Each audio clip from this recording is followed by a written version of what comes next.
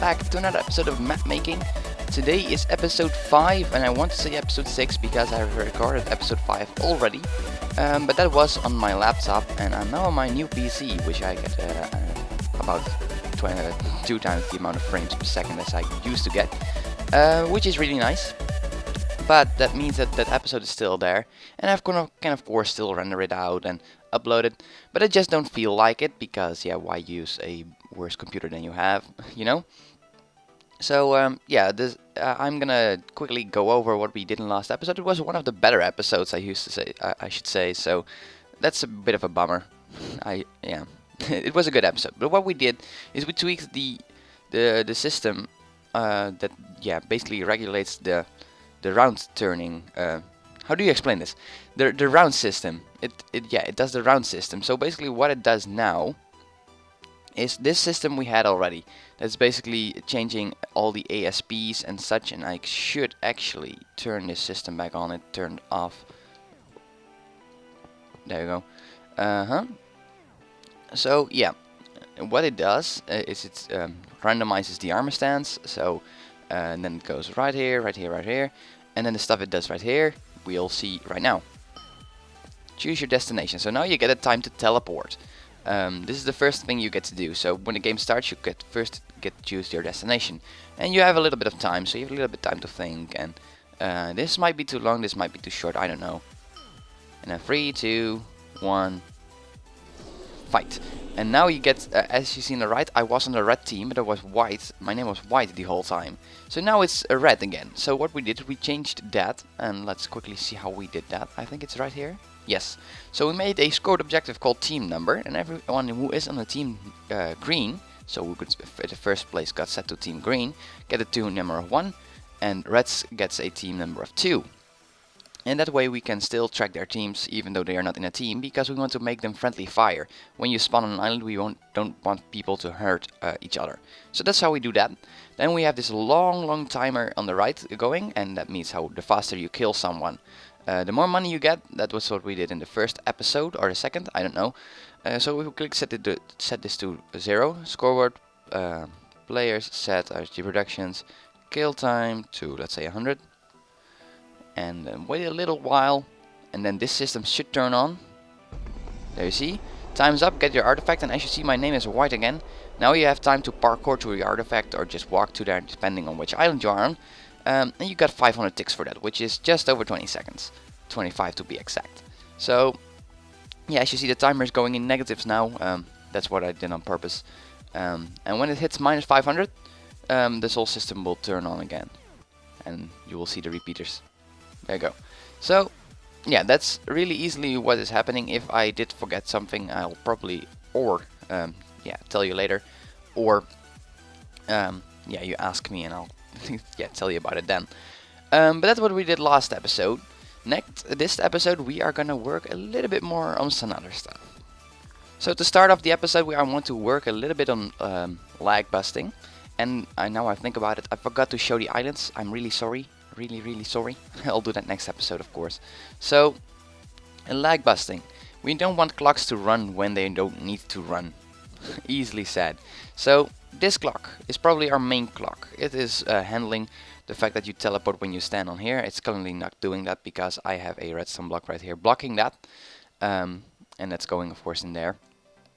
This is handling the kill time, and it should actually always run.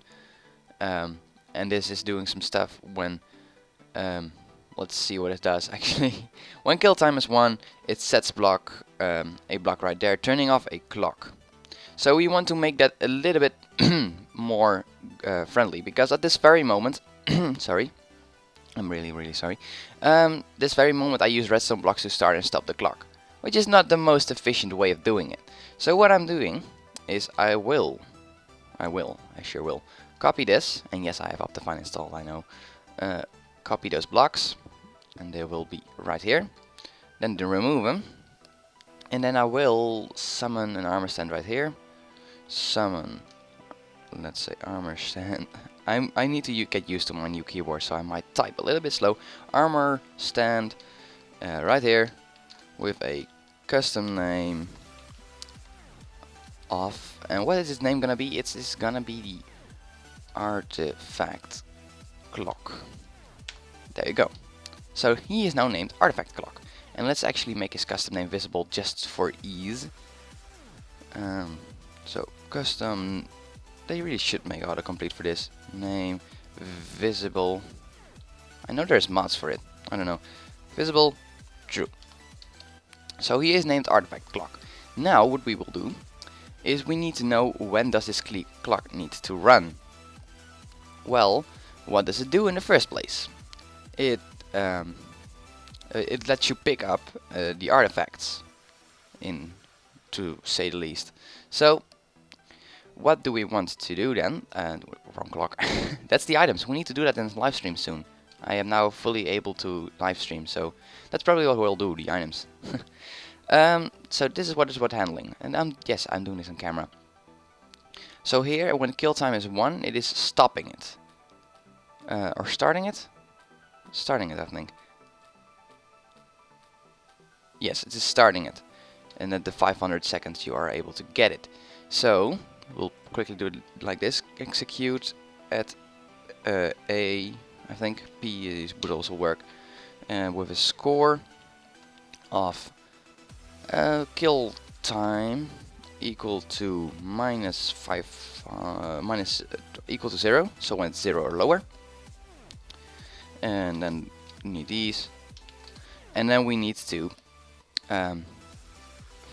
execute at E name equal to fill the clock, the artifact clock. So that's how it's named. Artifact clock. Oh, getting a message. Okay, artifact clock.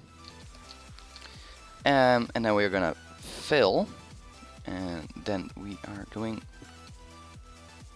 and we need this. Wrong. Shift arrow, not arrow shift. Thanks. Like this. And this is the easiest one. The other one we need to tweak some stuff. Like that.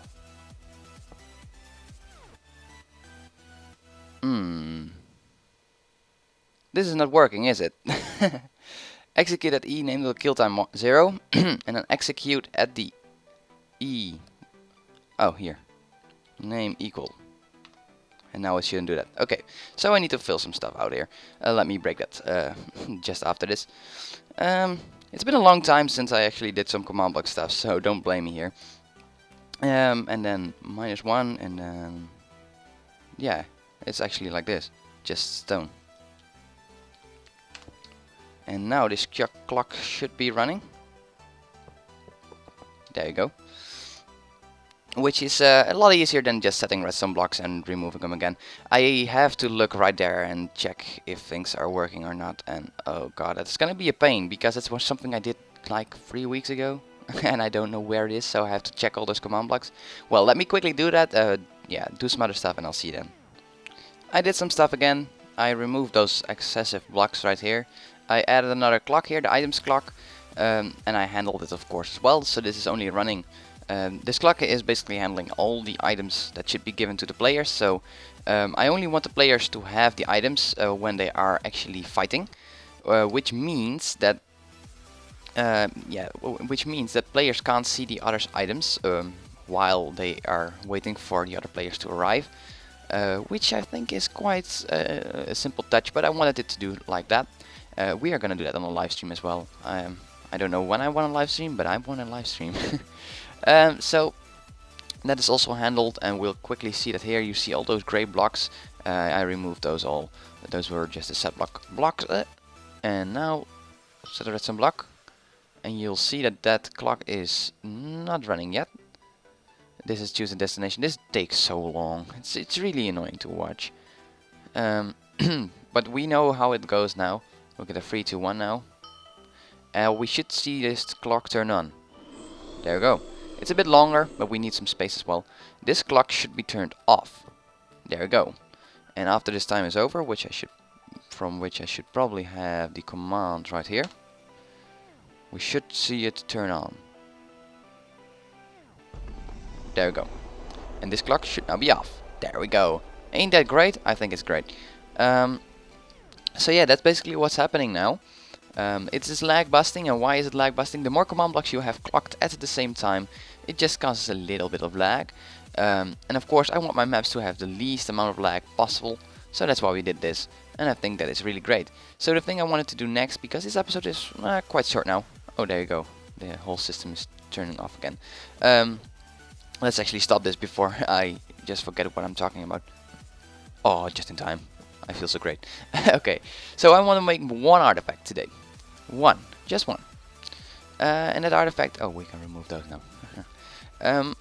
And that artifact is gonna be the first one here. The cool one. The thing is, I don't have yet an idea for it. And I do actually have an idea for the gold one. So we are gonna do the gold one first, and we'll mark that with a redstone... Whoops. With a redstone... dust here that we have done it. I hope that doesn't mess up any systems here because it's getting powered and unpowered, but I don't know. Let's work on that now. I've got it mainly set up now, and this is the stuff that is needed for it. Don't be scared or something that it's really much. It's for all 4 teams. Yes, there's gonna be 4 teams. On the map we are mainly working on at the moment, it's gonna be green versus red. And the other map, which is gonna be the remaining 10 islands that I will accept, those will be blue versus yellow. So the top here is green, this is red, I think, no, wait, this is green, this row is red, this row is blue, and this row is yellow. And this stuff is just handling some stuff, and this is handling some stuff as well. So first what we are doing is we're going to set every gold block thrown artifact to 3. Because it's artifact 3, it's going to be having a score of thrown artifact 3. And I'm actually going to need a stack of this to properly show this to you. So then what it's doing, let's say we are on team green, which we are. Then it's checking if there is a thrown artifact 3, and if there is, it's gonna target the nearest player and if it's on team green, and if it is not on team green, it will probably on team blue, yellow, or red. So this will be exactly the same for every command block in the same row, just changing this for red to blue to yellow. The same here, and it's gonna be giving an effect on every player except yourself on of your team. A regeneration effect. Hey, I get a Skype message.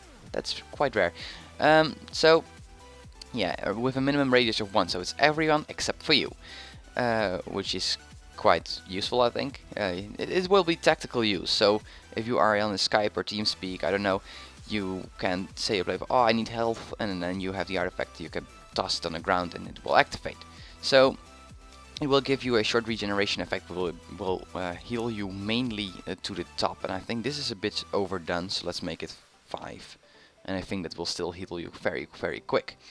Next what we are doing is we're gonna play at those players that get the regeneration effect. We're gonna make a mob spell effect, which is yellow in this case. You can alter the color of the mob spell in the red dust particle, and so they have a yellow regeneration kind of effect particle instead of just a normal regeneration one, which I like. And then it's playing at the same players again. It's playing a random.levelup sound, which basically indicates that they have gotten health. Because yeah, how would you know if you're not looking at your hearts every time? Then this command's activated first. It's gonna set the nearest player, so the player who activated the artifact is gonna set his score of last artifact to 3, so he can basically make a countdown, so he can activate it later on if he wants to. And we can make the timer different on those things, so yeah, we can alter that stuff, let's say like that. And then it's gonna kill the artifact. So basically then in action, when I throw it, nothing should happen. Because I'm not targeted anymore, I'm out of the radius. And I did test this with the radius, so if I remove on the green all the radiuses, radii, I don't know, R min S, just add an S, and then it doesn't target it anymore. Like this, and one right here. Then we should see a particle effect, so let's go in F5. Oh, that was a correct one. Let's wait for this. Let's go in F1 then. There we go. And we should hear something, we should see the particle, and we should have regeneration. Oh, that was the worst timing ever.